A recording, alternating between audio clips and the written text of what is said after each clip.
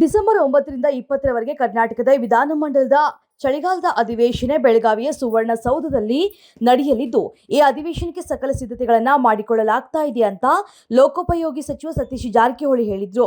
ನಗರದಲ್ಲಿ ಮಾಧ್ಯಮದವರೊಂದಿಗೆ ಮಾತನಾಡಿದ ಅವರು, ಕುಂದಾನಗರಿಯಲ್ಲಿ ನಡೆಯುವಂತಹ ಚಳಿಗಾಲ ಅಧಿವೇಶನ ಹಾಗೂ ವಿಧಾನಮಂಡಲದ ಜಂಟಿ ಅಧಿವೇಶನಕ್ಕೆ ಅಮೆರಿಕದ ಮಾಜಿ ಅಧ್ಯಕ್ಷ ಬರಾಕ್ ಒಬಾಮಾ ಆಗಮಿಸ್ತಾ ಇರುವ ಹಿನ್ನೆಲೆಯಲ್ಲಿ ಪೇಂಟಿಂಗ್ ಹಾಗೂ ಕ್ಲೀನಿಂಗ್ಗೆ ಹೆಚ್ಚು ಹಣ ನೀಡಲಾಗುತ್ತಿದೆ ಅಂತ ಹೇಳಿದರು.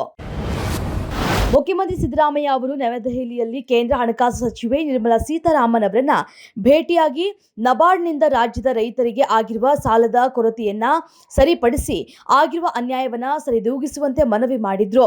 ಸಚಿವರಾದ ಭೈರತಿ ಸುರೇಶ್, ಚಲುವರಾಯಸ್ವಾಮಿ, ಮುಖ್ಯಮಂತ್ರಿಗಳ ರಾಜಕೀಯ ಕಾರ್ಯದರ್ಶಿ ಗೋವಿಂದರಾಜು ಅವರು ಉಪಸ್ಥಿತರಿದ್ದರು.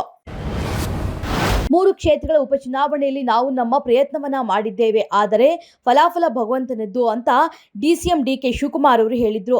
ಉಡುಪಿಯ ಕೊಲ್ಲೂರು ಮೂಕಾಂಬಿಕಾ ದೇವಸ್ಥಾನದಲ್ಲಿ ಪೂಜೆ ಸಲ್ಲಿಸಿದ ನಂತರ ಶಿವಕುಮಾರ್ ಅವರು ಮಾಧ್ಯಮಗಳ ಪ್ರಶ್ನೆಗಳಿಗೆ ಪ್ರತಿಕ್ರಿಯೆ ನೀಡಿದ್ರು.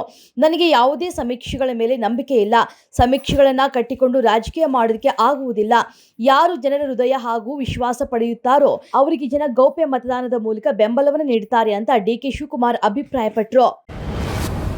ಬೈ ಎಲೆಕ್ಷನ್ ಟೆನ್ಷನ್ ಸರ್ಕಾರದ ವಿರುದ್ಧ ಸಾಲು ಹಗರಣ ಆರೋಪದ ತಲೆಬಿಸಿಯಲ್ಲಿರುವಂತಹ ಸಿದ್ದರಾಮಯ್ಯಗೆ ಸಂಪುಟ ಪುನರ್ರಚನೆಯ ತಲೆನೋವು ಶುರುವಾಗಿದೆ.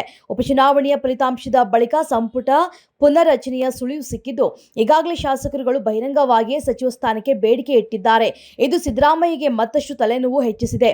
ಯಾರಿಗೆ ಸಚಿವ ಸ್ಥಾನ ನೀಡಬೇಕು, ಈಗಿರುವ ಯಾವ ಸಚಿವರನ್ನ ಬದಲಾವಣೆ ಮಾಡಬೇಕು ಎಂಬ ಚಿಂತೆ ಶುರುವಾಗಿದೆ.